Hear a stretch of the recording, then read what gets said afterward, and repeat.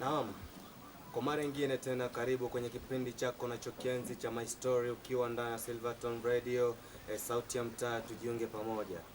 Leo hii ikiwa ni Jumanne tarehe 29 mwezi wa 3, tena tunakurudishia bwana Andrew Arwiro hapa akiwa na familia ambaye ni mama Eric, ambapo tutakuwa tunaangazia kutokana na hali yake ambayo tulikuwa tunakuelezea tu kila siku ama kila uchao tulikuwa tunakupasha yanayojiri ama yaliyomfikia.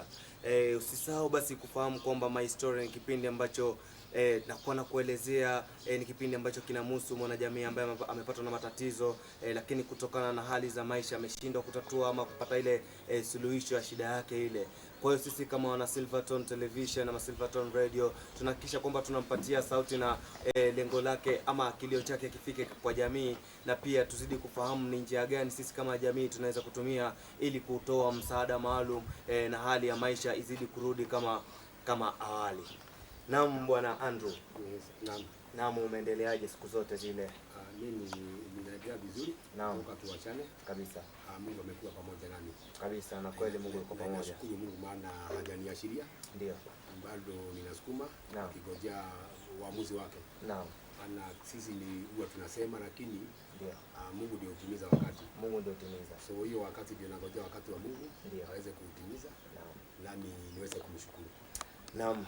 Tukiwa basi tumezuru maeneo rasmi hapa kwa mzee Andrew Arwiro na kuhakikisha kwamba tunazidi kufahamu mengi sana kutokana na operesheni yake ya matibabu, na pia tuzidi kufahamu mengi na pia msaada ambao tutampatia bwana Andrew Arwiro. Leo tukiwa we have an additional guest ambaye ni bibi yake, na pia tutataka kumfahamu kwa majina yake na pia tuzidi kujua mengi kumhusu pia. Kwa majina yangu naitwa Monica Washuka wa Warwiro. Ndio. Nakaa hapa Jada Kayole. Ndio. Hapa ndio tunakaa. Naam. Bwana ama mama naitwa Mama Eric. Mama Eric. Ama Mama Ones. Naam. Niko na Anthony. Naam, Mama Eric. Kabisa, karibu kwenye kipindi hiki cha majadiliano cha My Story. Asante. Na tukisha moja mbili hapa kuhusiana na tatizo ambalo limempata bwana Andrew Arwiro, na pia tuzidi kufahamishana mengi kwa sababu jamii pale iko nje inatutazama, ili tuzidi kufahamu mengi na pia changamoto ambazo mnapitia na pia ni matarajio gani ambayo tumeyaweka ili tujue jamii itatusaidia kivipi. Naam bwana Andrew Arwiro. Tukiangazia sana tumekuja tukapata kwamba tumeweka hafla ama tumeweka mkusanyiko ambao utakuwa ni wa fundraising kuhusiana na hii operation ambayo iko mbele yako sasa hivi. Naam, sasa ni tarehe gani rasmi ambayo hii fundraising itakuwa? Ni tarehe 10 mwezi wa 4. Kwa hivyo ni Jumapili ya pili kutoka inakuja. Naam. So tuna wiki moja tu, hiyo wiki nyingine ni wiki ya harambee. Itakuwa Jumapili sasa kuanzia saa 8 kwenda hadi wakati sasa masaa itaisha. Naam. So na tutakuwa tu hapa Jada. Ndio. Tutakuwa tumeweka tent sababu tulikuwa tukutane hapa kanisani. Naam. Lakini jamii na marafiki tulipoketi chini tukakubaliana hapa tu kwetu pale kwa daraja kuna kiwanja iko hapo. Hapo ndio tutakaa tutaweka tent. Na kuanzia saa ngapi? Tent tutaweka kutoka asubuhi. Ndio. Kwa hiyo hata ibada ya kanisa inaonekana hatutakuwa hapa kanisani asubuhi. Tutaweka tu ibada pale. Ngoja tukimaliza ibada tuendelee sasa na fundraising. Ngoja tuwaizishe watu kazi. Lakini hapa tu mtu hata hawezi potea. Maana kutoka kwa church ni kama mita 100 ama less. Sababu ni kutoka daraja iko hapo kienda kama unaenda kufanya. Ndio. Daraja inaitwa daraja ya Jada. Ndio. Yeah. Daraja ya Jada pale kuna kiwanja ambapo siku hiyo kutakuwa na hiyo hafla rasmi ya kuchangisha hela ambayo itakuwa inamsaidia bwana Andrew Arwiro kule katika matibabu kule hospitalini. Naam, tukirudi tena kwako Mama Eric.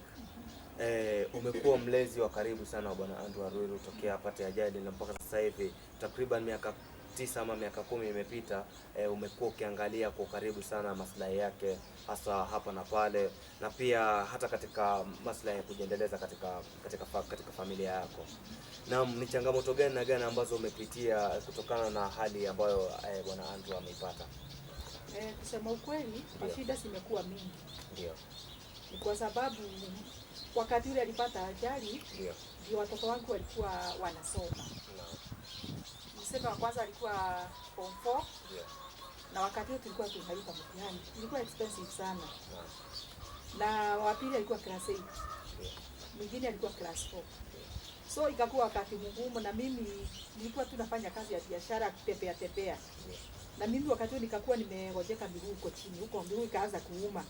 Kwa hivyo akaniambia arudi kwa nyumba, utibiwe kwanza ndio nipone mguu. Sasa venye naye ameniambia nikae kwa nyumba na amepata ajali.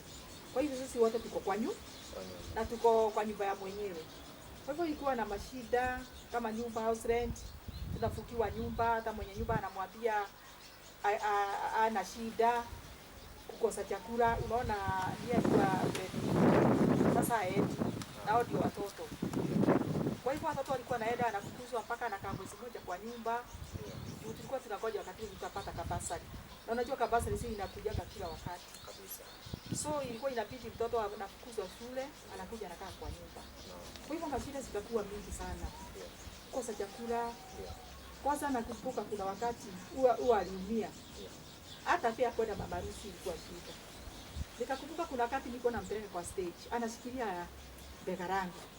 Tukifika kwa stage akiingia kwa gari na baki nimesimama na gari imeenda.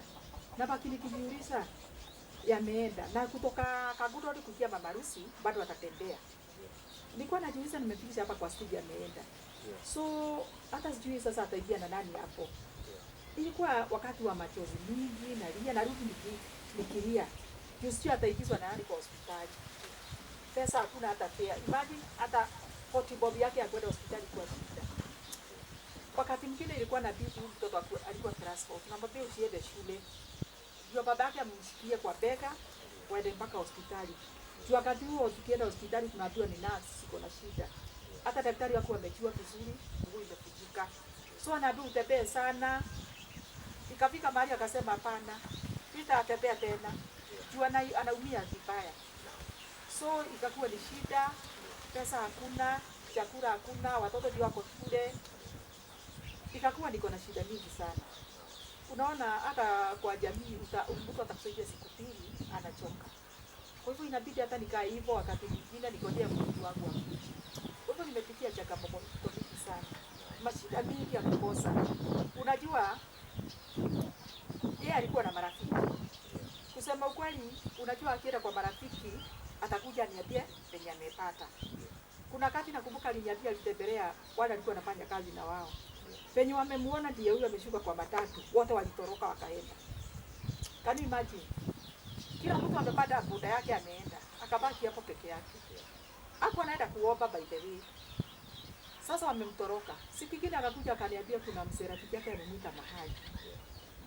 Penye alifika mzee kumuona akamwambia ningejua uko hivyo, mimi singekuita hapa. Mimi moja ni mimi ningekuja. Na kutoka hapa kuchukua simu. Na mtu ameajiriwa mahali kwa pesa. So ukaona mpaka marafiki wanakutoroka. Hawataki kukuona. Wakati mwingine hata kama ni mimi marafiki zangu waelewi, unaenda kwa mtu sina kaunga. Unajua mwingine yeye analetewa na bwana yake. Hata aelewi penye yeye unapitia. Hata ukimwambia nipe kaunga, anaona yako nayo aelewi. Mpaka inabidi nieleze mtu, acha nikwambie kama mzee hadi kazi, wewe hakuna kitu unajua katika maisha. Wakati huo mzee wako atakaa kwa ndipo ndio utaelewa maisha ni kusema nini. So nikapitia kwa mashida mingi. Unakaa tu na hata wakati mwingine utaki kusema shida zako, unangojea tu. Inafika mpaka wakati mwingine saa 2 usiku juu utakula nini na watoto. Kwa hivyo nimesubukana. Lakini kwa yote hata kama ilikuwa inakosa kwa jingine ile pendava Mungu anakuja. Itabidi tu unaingia kwa mmoja na kwambia niko na kaunga. Unatoka hapo na mafuta na kaunga unaenda kupikia watoto. So nimepitia mashida mingi. Na mimi nilikuwa najua hata najua mzee kama yuko kazi kuna wakati atatoka tu nje. Mimi najua akitoka hivyo hajaenda kazi. Kwa hivyo sitamkojea ati ataniletea unga. Kwa hivyo itabidi mimi nijue watoto watakula nini. Na unaona hakuna ule ati ni mkubwa anajua kujitegemea. So nikaanza sasa kujipea nguvu. Nikaanza kusema sasa hata kama nikukufa alikufa. Si maisha ingeendelea. Sasa nikaambia Mungu hapa nisaidie nikae kama mama mwerefu. Mama mwenye hekima nisisumbue mzee wangu ati pesa lete pesa. Akitoka hivyo akibahatika alete hata kama ni 100 ama 200 ni sawa. Akikosa tutakula tu. Kwa hivyo mimi nikajivutisha, hata kama ni kuchukua tu manguo natembea nayo, hata kama ni nini nikipata 100 ni sawa. Na unajua kuna wakati unatembea unarudi huna kitu. Wakati umechoka hakuna kitu. So mashida imekuwa mingi sana. Na penye tuliapa na huyu bwana wangu tukifanya harusi, tulisema for us for good. Kwa hivyo tulikuwa tumeapiana, hakuna ataacha mwingine. So hakuna penye ningeweza kumwacha. Nikasema kama nikauka kilo 1 ama kanusu tunagawana penye iko. So mashida imekuwa mingi, nikasema ile kidogo tunapata tunakula pia na yeye. Shukran sana Mama Eric kwa kweli. Umeonyesha msimamo wako katika ndoa yako na hata katika maisha yako. Kwa kweli Mungu ndo anaweza kukulipa. Kwa sababu ni mmoja kati ya 100 ambao wanaweza kusimama na mtu katika kipindi cha shida kama hiki ambacho umepitia. Na ni watu wachache sana ambao wanaweza kuvumilia mashaka kama hayo na kuonyesha msimamo na kuwa tayari kujizatiti katika kila hatua. Nasema kwamba kila hatua ni dua. Na wewe tunaona kabisa hapa kwamba kila hatua umesimama na Bwana Andrew na hakikisha kwamba anapopata sawa, akikosa sawa, maisha tu bora isonge tukiwa hivi pamoja na wala hatutaweza kuachana. Naam Bwana Andrew. Naam. Tunaona mama amejizatiti sana. Kuna kipindi labda ulikuwa ukikaa pia unaanza kuhisi kwamba mama anateseka. Utakuwa kuna kitu ambacho ulifikiria sana kumhusu na hata ukimlilia Mungu wako kutokana na hali ambazo mbali na ugonjwa na kuteseka kwako ama na kupata ajali kwako, kuna kitu ambacho ulikuwa ukiomba sana katika maisha yako ukimwona mama anashughulika. Je, ni kipi ambacho unaweza kutuambia kuhusiana na hali hiyo? Kitu ya kwanza ile ilikuwa inanisumbua sana katika maisha. Naam. Nilipoumia nilikuwa nimeona watu wengine 2 watatu na hapo mbele marafiki. Ndio. Walikuwa wamepitia hata siku kuumia kama mimi. Naam. Wao ni ule ugonjwa tu wa kawaida na ni ugonjwa wa kulala kwa nyumba wiki moja. Naam. Na kuna rafiki mmoja wangu walikuja akaniambia yeye badala ya kugojeka akae kwa nyumba, ni heri akufe. Kwa sababu ya ile mateso na bidii kupitia. Wakati amelala kwa kitanda na hawezi jibidua. Bibi inakuja kumwangalia kumwambia lazima ulete ni pesa ya kukula nini? Gili moja haitoshi nini. Hadi inafika kiwango akaamua. Na alitwambia ulikuwa na mke wangu. Ati yeye akijua atakaa kwa nyumba mwezi mzima miezi miwili akiwa mgonjwa, anaweza omba Mungu akufe. So kitu ya kwanza ile niliomba Mungu ni kwamba Mungu, sababu sikitaka macho yangu yone ama masikio yangu isikie maneno kama yale. Tembelea bibi yangu. Ili aelewe ile hali nimepitia. Na ajue ugonjwa si kuapply ama ulemavu si kuapply. Hii ni kitu inakupataka bila kuelewa, bila kujua. La pili ni hili. Mimi mtu nilikuwa nimezoea kwenda biasharani mwangu na nikirudi jioni nakuja nimebeba pale. Maana watoto ilikuwa ni kawaida ya watoto kijia kwa nyumba wanakulaki kwa gate. So sasa imefika kiwango hakuna siku moja nitakuja na beba bagi nikitoka kwa barabara na watoto wako hapo. Hiyo ilikuwa tena shida kubwa ambayo imenihangaisha akili. Nikijaribu kujifikiria watoto na mama nitaongea nao waje ili waweze kunielewa. Wanielewe na waelewe ile hali niko. Lakini kwa yote kile kinafanya nishukuru Mungu.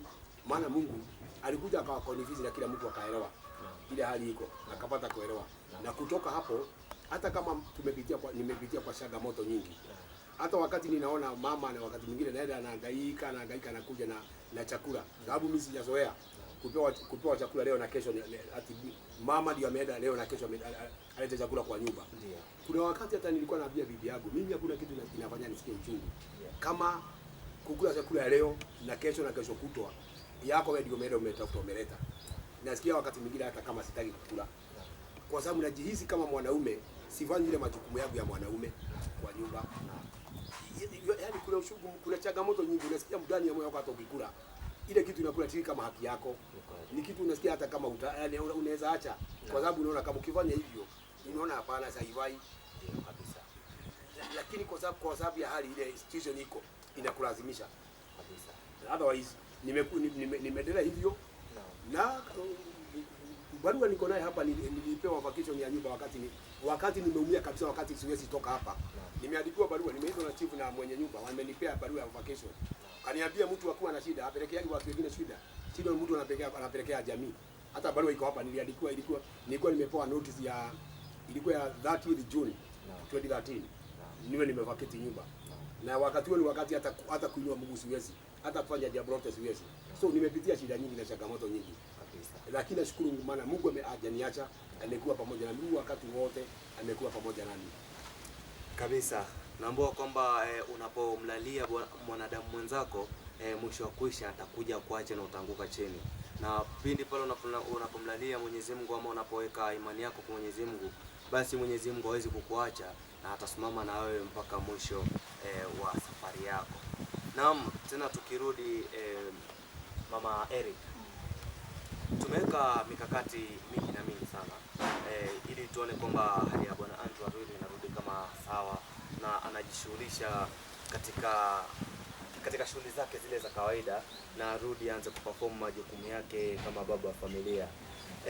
Ni ujumbe gani ambao unaweza kuambia wanajamii kwa jumla ili kutokana na kumsupport Bwana Andrew arudi hospitalini kule ili aweze kurekebisha hali yake vizuri? Kusema ukweli, mimi naweza taka kuona amepona. Ndio. Mimi tukiona naye alikuwa mtu mzima. Hata kama hakuwa na vitu, waliniambia mimi tukifanya harusi hata sina account ya pesa. Lakini akaniambia mimi najua niko na bidii. Ile kitu tutakula kutoka hiyo siku Mungu ataleta. Na kutoka wakati huo tukaoana, tukafanya harusi, tukakaa kwa nyumba, ni mzee mwenye bidii. Ile kitu yote amepata analeta yote. In fact hata ni mimi nilikuwa nagawa. Kama kuna chama natoa chama. Kazi yake alikuwa anaenda na pesa kila siku. Na pakisha yake ya kwenda biashara zake the following day. So alikuwa mzee, alikuwa mwenye bidii. Hatujaiomba. So wakati ule alipata ajali, hiyo kitu ilinifingiria sana. Na kusema ukweli nikaona, unajua kuna wale watu wanaonaga mtu wasa wanamwona penye yako, wengine wanachukua hiyo kitu kwa urahisi ama waombepi kwa uzito.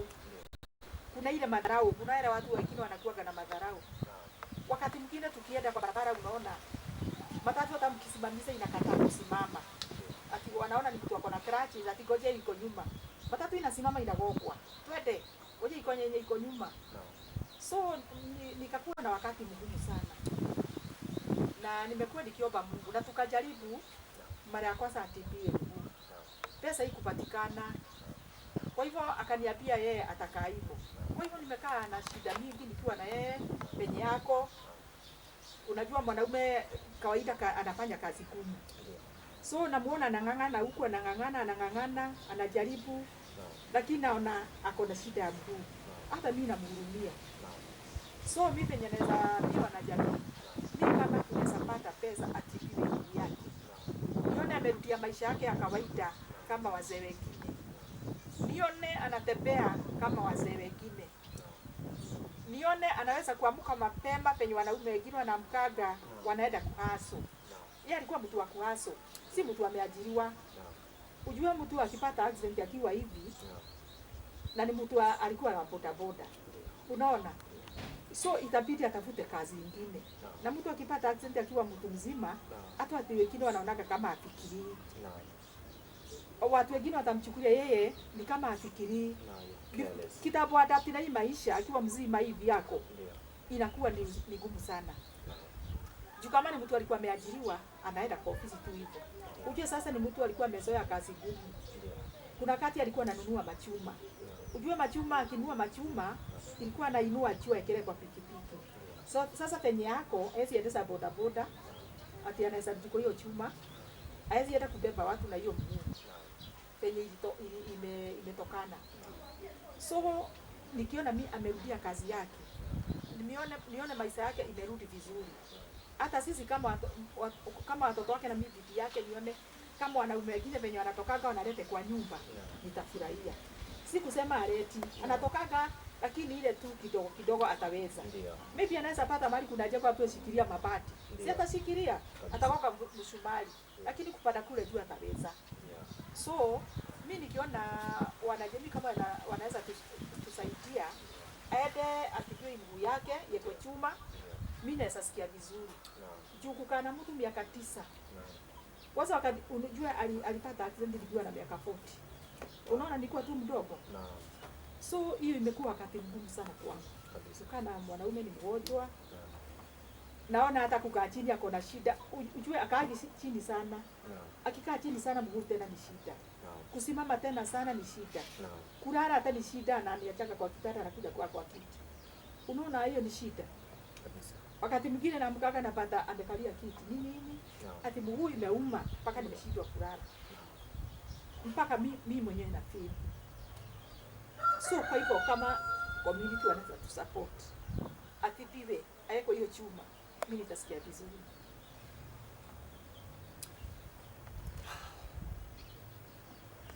Mtazamaji wangu Silverton Television, sio tu ajali ambayo tunaangazia, lakini kipindi cha My Story ni kipindi ambacho kina focus na masuala mengi ambayo yanamhusu mwanajamii. Kuna mtoto ambaye amefaulu vizuri pale nje na amekosa support ama amekosa sauti ya kuambia wanajamii kwa jumla kwamba mtoto wangu amefaulu vizuri na anahitaji aende mbele, ama matatizo tu ni mengi, changamoto nyingi ambazo zinaweza kuwa zimempata mtu. Kuna mpaka wasichana wetu wadogo hao wanaweza kuwa wakapitia njia za kubakwa ama matatizo tu aina yoyote ile, na mtu amekosa sauti ya kufikisha ujumbe wake kwa jamii.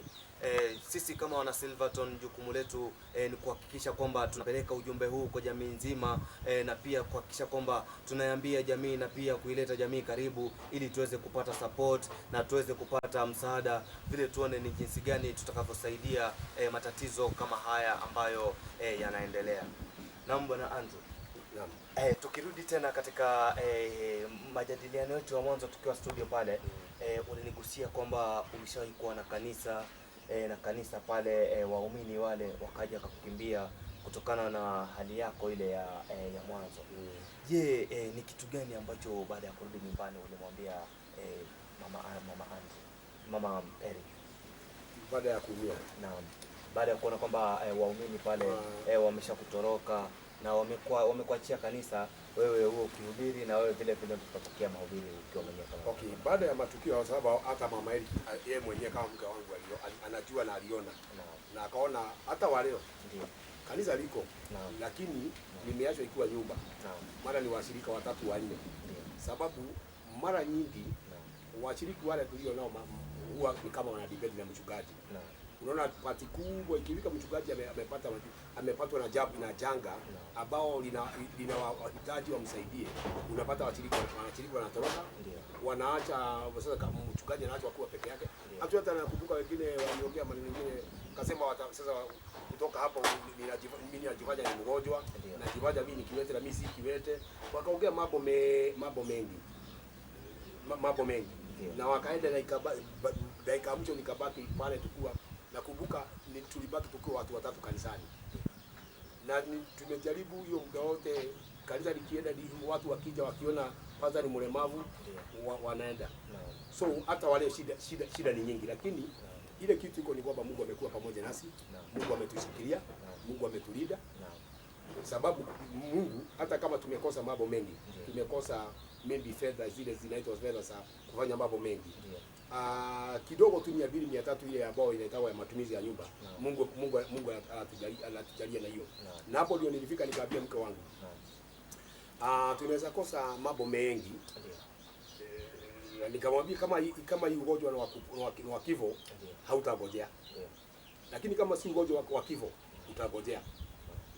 Nikamwambia sasa mimi sitahangaishwa na mambo mengi. Hata kama mambo imefanya maharibika, washirika wameenda nini imeenda, sitahangaishwa na pesa ya matibabu, na nihangaishwe na pesa na watoto. Sasa nitasimama na jambo moja. Kama ni kifo, Mungu sasa hata kama ni milioni 10 niweko kwa mwili nitakufa. Kama si kifo, basi Mungu atafanya hii kitu igoje. Na inashukuru maana hiyo miaka 9. Maana sasa tuna celebrate miaka 9. Imegoje hiyo muda wote hiyo miaka 9. Na bado najihisi vile najihisi. Bado niko sawa. Kudhihirisha kwamba ugonjwa si wa kifo kabisa, kwa sababu niliona kama ningeweka akili zangu sana hapa ati nimegojeka, already ningekuwa nimewekwa kwa chimo sasa. Ningekuwa nimezikwa, sababu ningewaza hadi ni mawazo ambayo haina jawabu. Lakini nilipoona vile mambo yamefanyika, nikaita mke wangu nikamkalisha chini. Nikamwambia mahali mambo imefikia sasa, upande wa kanisa ndio hiyo ni shida. Upande wa wetu ni shida. Sasa niliambia mke wangu sasa turidhike na tuombe Mungu atupe chakula. Kwa kitu moja, hata nyumba ile tulikuwa tunakaa, kuna jamii ilishikana pamoja ikaenda hata kwa chifu. Wakaenda wakaingilia mwenye plot wakamwenda kumwendea hadi Kachie akuje atufukuze kwa nyumba. Na tukafukuzwa kwa nyumba. Tukafukuzwa kwa nyumba. Na ninafukuzwa wakati ule ninahaja watoto ndio hawa, mimi ndio yule ni mgonjwa. Nikaambiwa mashida yangu nilikuwa nipelekee watu wetu. Nikafukuzwa kwa nyumba. Hata barua niko hapa, barua niko nazo hapa. Nina barua ya kwanza kwa vacation, barua nina ya pili sasa, ya pili ilikuwa sasa baada ya kukaa miaka kama miwili. Ikawa sasa kuna wale watu ambao wanasema ni kujifanya ni mgonjwa. Na sikuwa na deni, sikuwa nafanya hivyo kwa sababu nina deni. Ni wale watu ambao wanaonaga hapana, huyu mtu tunaona hii bado maisha yake hata kama sio nzuri sana inaendelea. So nikaikiriwa sana dia nyingi, lakini nashukuru Mungu maana baada hayo yote, hata kama hatukufanya mambo mengi na mwili sikupata pesa matibabu, Mungu alisimama pamoja nami. Maana hapo ndio Mungu alinitoa bali nilikuwa na akakuja Mungu akanipea hapa. Nikaanza kusimamisha hii nyumba sasa vile katiba vile kama simama kama bati. Ndio nakaa hapa nikiendelea watoto wangu hapa. Nikingojea hiyo ingine Mungu wakati wa Mungu ukija, basi Mungu nitarudi laini ili niweze kutokea kama wanaume wale wengine kufanya biashara kabisa. Tukumbuke kwamba mtazamaji, bwana Andrew Waruiru sasa hivi amebakisha tu takriban siku 10 ama siku 11 kufikia tamasha lile la fundraising pale, ili kumsaidia katika shughuli rasmi ya matibabu yake ya mguu wake na hip yake.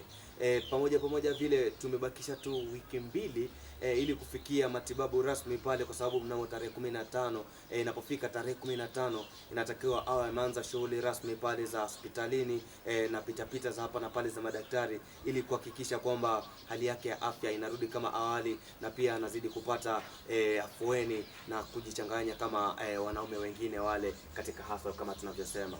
Pia tukumbuke vile vile pesa taslim ambayo inahitajika sasa hivi sio chini ya 700,000 ama laki 7 za Kenya, ambapo kutokana na uwezo wa sasa hivi na hali halisia hawezi kuafford akiwa peke yake kwa kupata pesa hiyo ya matibabu.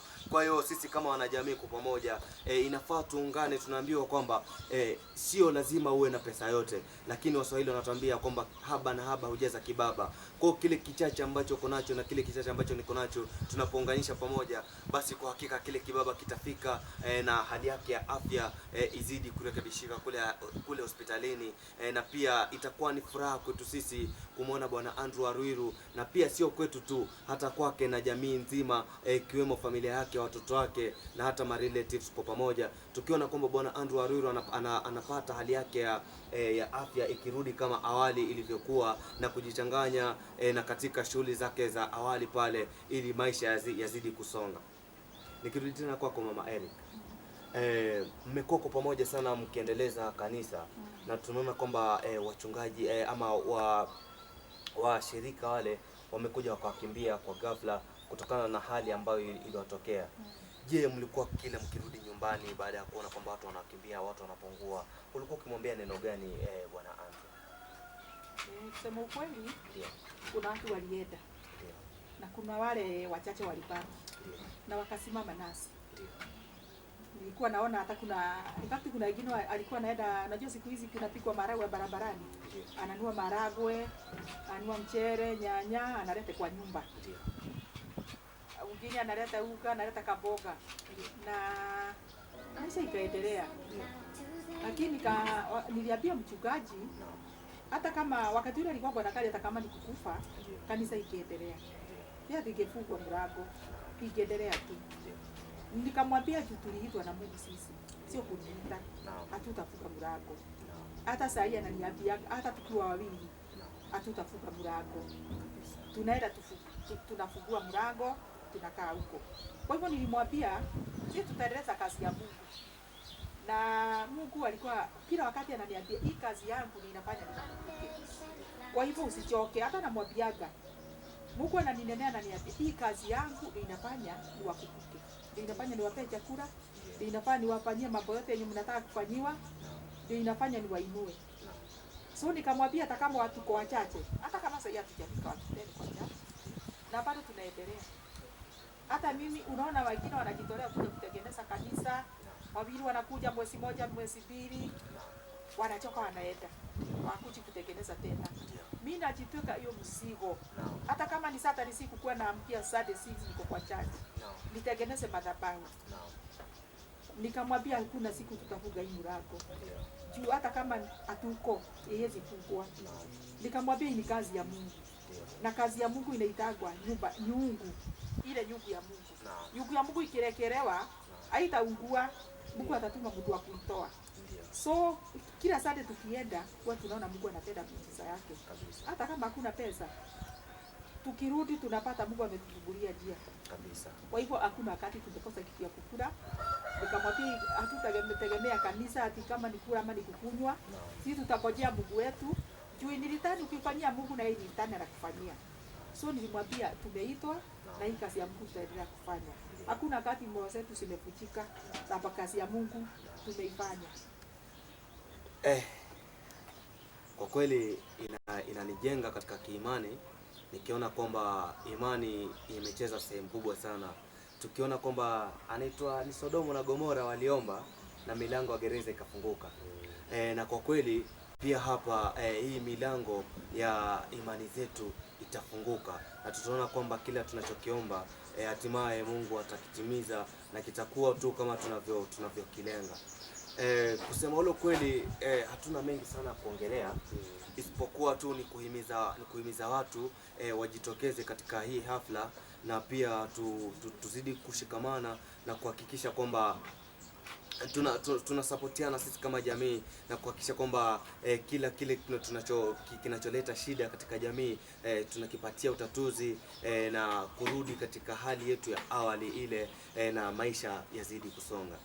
Tukimalizia interview, Mama Eric, naomba uambie kitu wanajamii ili waweze kusikia kilio chako haswa, na ni nini matarajio yako baada tunaposhirikiana pamoja na kuhakikisha kwamba matakwa yetu yanatimia. Ile kitu nataka kuambia wanajamii ni tujue kila mtu anakuwa candidate. Kwa hivyo ukiona huyu mzee wangu wako hivyo, sikuwa nimetarajia katika maisha anaweza kuwa hivyo. Kwa hivyo ukiona mwingine ako na shida, usimcheke, msaidie. Ukiona mwingine analala njaa na uko na ukabili, usieko kakapati mtolee moja. Ukijua kwamba mimi ndio leo, kesho ni mwingine. Kwa hivyo tushikiliane kama jamii, na katika hii maisha, katika ndoa, mmoja wetu anaweza kuwa na shida. Ama wewe unanitazama. Wewe unaweza kuwa na shida ukiwa mama ama mzee. Mnashikiliana vizuri. Nakumbuka kuna mama aliniambia zikaa na kiwete. Na alikuwa rafiki yangu sana. Yeye zikaa na kiwete. Unionyesha inafaa niache ukiwete. Wakati watu walikuwa wanatembea kwangu, walikuwa naomba, wanalia, naambia Mungu, mama asiache mzee. Wakienda nauliza mzee wangu, na kwani watu wanaombaga nisikuache? Akaniuliza ujui wa mama wanaachaga wazee wakigojeka, ama wazee wanaacha mama. Nikamwambia mimi siwezi nikakuacha. Kwa hivyo hata wewe unanitazama, usiwaiacha bwana yako ama bibi yako ama mtoto wako sababu ya shida. Juu unaweza muacha na uende upate shida mbaya kuliko hiyo. Nikakumbuka kuna wengine walikuwa wanapata huyu amelala. Wakati huo alikuwa anakunywa kauji na kastro. Madisi na finya kama ya katoto kadogo, jaweze kukula. Nikakumbuka kwa watu walikuwa wanakuja wanalia. Na sasa hivi hawako. Na sio ati walipata accident. Wengine wamepata makansa.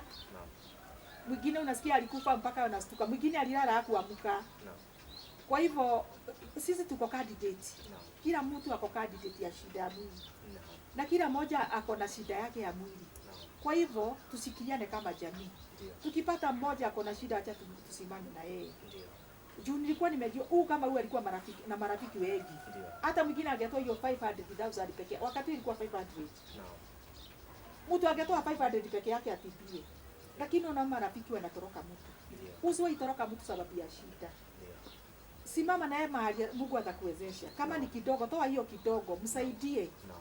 Ni kwa sababu maisha yake ikiendelea naye Mungu atakubariki. Sababu neno linasema ile mkono inapeana ndio inabarikiwa. Kwa hivyo tujifutishe mkono yetu kutoa. Kama mzee wangu hata kwa kijiji, huku kijiji yetu, anajulikana kwa kujitolea. Watu wote wanajua anajitolea. Mali kama kwa matanga, hata kama ni nini, anajitolea, anaenda huko, anajitolea yeye mwenyewe, anakuwa huko mpaka matanga inaisha. Yeye amejifutisha kujitolea. So inaomba kila mmoja wetu awe anajitolea mahali kuna shida. Usirudishe mkono yako nyuma. Waje tushikilie mzee akuwe mzuri. Na sisi tutaweza kushikilia wengine. Kusema ukweli, hata kwa hii nyumba yetu nimekaa na vijana wengine, mwingine kwanza ni Mkisii kwa nyumba yangu. Sasa ni mwalimu. Alikuwa amekuzwa na aunti yake. Kijana wangu akaniambia acha tuchukue huyu kijana tukae na yeye. Nikamshikilia, akaenda kufundisha kama untrained teacher. Kukaa kidogo akapata barua ya college. Tukaongea na wazazi wake wakamfanyia harambee, akaenda college. Sasa ni mwalimu. Nimeshikilia mwingine bado akaniambia nataka kuacha shule. Alikuwa bado anasoma na kijana wangu. Nikawashikilia, sasa hivi wamemaliza wako kazi. At least kushikiliana ni kuzuri. Kwa hivyo nikaona kama singesikia vijana huwa kuwa na accident wakati huo. Labda isipokuwa ni venye na mimi nimeshikiliana, huyu Mungu angemkufa. Labda angekufa. Na ile matendo unatenda mazuri, hiyo ndio itakuongelelea. Hiyo ndio itaongea kwa niaba yako. Kwa hivyo na mimi nimejua si kujisifu, lakini nimejifutisha kutenda vizuri. Nikiona mtu ako na shida namshikilia, kwa hivyo tujifutishe kusikiliana. Kwa hivyo tushikilie mzee wako atibiwe, nione amerudia kazi yake, nione amerudia hasa yake kila siku. Hata si kusema zaidi haso kidogo. Anajaribu kidogo, lakini hawezi kama penye alikuwa anafanya. Kwa hivyo tukishikililiwa, nitasikia vizuri, atibiwe, arudie vitu zake za kawaida kama mwanaume. Asante sana. Hayo ni machache ambayo tumeyapata kutoka kwa Mama Eric hapa, na pia tumesikia kilio chake kwa jamii, ni kwamba tuweze kumshikilia Bwana Andrew Waruiru hapa ili aweze kupata hali yake afueni na aweze kuendelea na hustle zake za kawaida kama awali alivyokuwa akifanya. Na pia kama tulivyopata hapa kidokezo cha siku ama kidokezo kikuu ni kwamba mkono unaotoa ndio ule mkono unaobarikiwa. Kwa hiyo ni nani ambaye hahitaji kubarikiwa? Sisi kama jamii, kila mmoja anahitaji baraka, na hii ndio njia pekee yake ambayo Mungu anaweza akakubariki wewe, kwa sababu unaambiwa kwamba unaposaidia unaponisaidia mimi na ninapopata afueni, hakika shukrani zangu ama dua zangu ni kwamba uweze kubarikiwa. Na unaambiwa kwamba hakuna dua ambayo inaweza kubarikiwa zaidi isipokuwa ya yule mnyonge ama yule ambaye analala, yule mlala hoi. Kwa hiyo unaponisaidia pia mimi naweza kukushukuru, ama zile shukrani zangu zitaweza kukubariki wewe, na pia maisha yako yataweza kuwa katika sehemu nzuri ama position nzuri ya maisha katika maisha. Na mtu kirudi tena kwako Bwana Andrew. Kuna mtu ambaye anapenda sana na pia roho yake imemgusa ili aweze kufika katika fundraising hii ama katika hata kusaidia katika shughuli nzima hii ya matibabu yako, lakini mtu huyu yuko sehemu ya mbali kabisa. Je, ataweza vipi kuwasilisha msaada wake, aidha kwa namba ya simu ama till namba ile? Tukianza moja na namba yako ya simu. Namba yangu ya simu ni 0727 465 826. Naam, ningetaka tena urudie. 07 Ndio. 27 465 465 826. 826. Na pia kuna wengine wao wanataka kutumia till number. Till number ni 95 95 85 85 429. 429. Ningetaka tena urudie na hiyo. 95 Naam. 85 Ndio. 429. 429. Naam, na pia ningetaka tena utupatie maelekezo ya uwanjani pale ambapo kutakuwa na shughuli hii rasmi. Okay. Naam. Mahali sehemu ile ambao tutafanyia fundraising ni hapa upande wa inaitwa ni Kayole Jada. Kayole Jada. Ukiwa Spine Road. Ndio. Kama umetoka kuja town ya Nairobi. Naam. Unaingia na gari namba 1960. ama hizi zinaitwa kuna prime, kuna can, yote ile utaingia ile inakuja pia Kayole. Waambie useme uweko stage ya Saika stage. Ndio. Barabara ya Spine Road. Hiyo ni Kayole. Ndio. Na ukiwekwa Saika stage, utaona kabarabara on your right stage ile utaweka, utaona kabarabara kame cross. Ndio. Kanaelekea upande wa Saika estate. Hiyo ukichukua hiyo kabarabara unaenda tu kama mita 50 meters kutoka kwa main ile. Ukifika mahali utapata daraja, utaona tent imewekwa hapo. Kwa hivyo ukifika kwa daraja utaona tent imewekwa kando ya tent. Kando ya daraja. Kama utatoka upande wa Kagudo Road, utakuja kutoka town, unakuja na namba 39 zile za kwa Darwai. Uchuke Saika stage. Ile estate ya Saika hapo stage ya Saika. Uchukua tu mtu pikipiki hapo ama uulize mtu akuonyeshe njia ile ina cross ikielekea Kayole. Ukipita na hiyo njia straight, ukifika kwa daraja kwa ile daraja utapata ndio inaitwa Jada. Jada Bridge. Tunakaa mahali panaitwa Jada A. Ndio. Hapo Jada A, hapo kwa bridge utaona tent. Ukitoka upande wa Ruai the same, utakuja Saika stage. Unaweza ingia namba 39 ukuje kama 38 uweko hapo, ama uingie namba 20 kama unatoka Kasarani Mweki, uingie namba 20 ukuje uweko Saika stage. Ukiingia kwa stage uliza daraja ya Jada iko wapi. Ukiuliza tu hapo, ukifika kwa daraja stage ni hiyo. Daraja ya Jada. Daraja ya Jada. Asante kabisa. Hivyo ni vidokezo ya shughuli rasmi ambayo ni ya fundraising ya Bwana Andrew Waruiru. Na pia sio tu matangazo yetu tukiwa kama studio Silverton Television na Silverton Radio. Leo tumeungana moja kwa moja na Bwana Andrew, na pia hapa tukimwona na bibi yake, na pia wametuelezea kilio chao na pia matarajio yao kutokana na support ya jamii, vile ambavyo wanahitaji sisi kama jamii tuweze kusupport hali halisi ambayo iko. Kwa hiyo tutazidi kudokezea kwa mengi ambayo yatakuwa yanatokea kwa hali ya Bwana Andrew Waruiru hapa mpaka sasa, mpaka wakati rasmi shughuli hiyo inapoendelea. Tutakuwa tukiperushia matangazo haya moja kwa moja kutoka kwenye studio zetu Silverton Television na Silverton Radio. Vile vile basi usikose kuwasiliana na sisi kwa ujumbe wa email kama silvertonmediamanagement@gmail.com. Vile vile tembelea kurasa zetu za social media platforms kama Facebook Silverton Television na Silverton Radio. Pia tembelea pale YouTube kwa sababu tutakuwa tunakuwekea video moja kwa moja tukitoka kufanya interviews hizi, na pia subscribe uweze kushare na kulike content zetu kwa sababu hii itakuwezesha wewe kuwa mtu wa kwanza kupokea kila kitu ambacho tutakuwa tunakuwekea pale kutokana na taarifa hizi. Basi tupatana tena sehemu ya pili. Nimekuwa wako host Rajmal na hii ni Silverton Radio, sauti ya mtaa. Tujiunge pamoja. Usisahau kwamba hiki ni kipindi cha My Story. Asante.